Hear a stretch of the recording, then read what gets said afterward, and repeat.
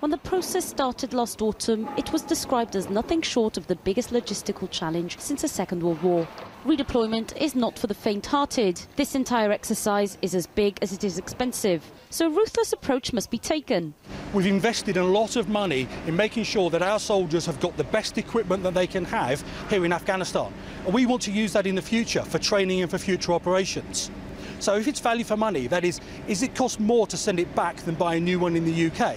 If the answer is it costs more to send it back, then we will buy a new one back in the UK. If it's cheaper to send it back than buy a new one, we'll send it back. But the first thing is, do we need it in the future? If the answer is yes, we make every effort to get it back. 12 years in Afghanistan means that the British military has amassed a vast collection of valuable equipment here, which must all go back. The first step on that, deemed to be of surplus, i.e. no longer needed for the job in theatre, is a pressure wash. The units that are coming back in off the ground, they book the bio-wash through RSC Ops, and then it comes in, the units wash it down. It's like a two-stage process. It takes about 2 weeks for a Mastiff, all the mud gets washed off, then it goes to VRS for repair, and then it comes back here for bio-wash. It is a vigorous process, it has to be done properly, every nook and cranny has to be cleaned, otherwise it won't be going back to the UK. Next, they're taken onto the Theatre Equipment Support Group, currently manned by the Desert Rats 2 Close Support REME Battalion. They're in charge of making sure vehicles are fit for their next engagement.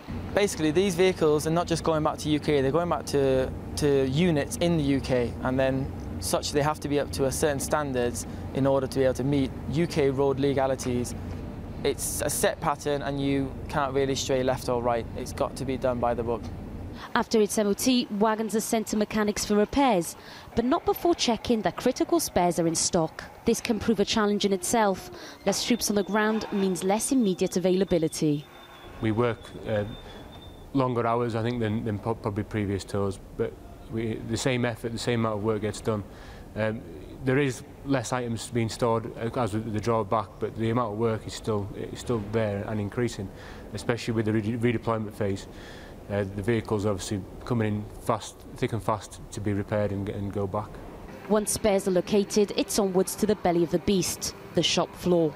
Heavy and light vehicle mechanics work around the clock, tinkering with engines and miraculously fixing war-damaged vehicles. This requires careful planning to ensure that a balance is struck between redeployment of kit and supporting operational troops. Redeployment is my #1 priority. However, I can't forget about supporting Task Force Helmand. So, for example, if a vehicle comes in and it's finished one mission but has another mission in, say, a week's time, then I've got that short period for intermission effect. And that's where I can put the right manpower, the right trade skill, the right spares, to then work sometimes extended hours to then get that vehicle ready to go back for its next mission. Once the vehicles leave the Theatre ES group, they make their way onto the flight line, ready for the last leg of the journey.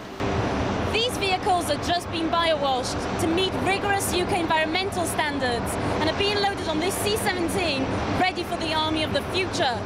There are many routes out of Afghanistan, but for a valuable kit like this, the fastest and safest begins by air. And this process, which can take up to 2 months to complete, will now start all over again. Dismantling this tented city will take up every waking hour over the course of the next year to make sure deadlines are met. Michaela Reaver, Forces News in Camp Bastion.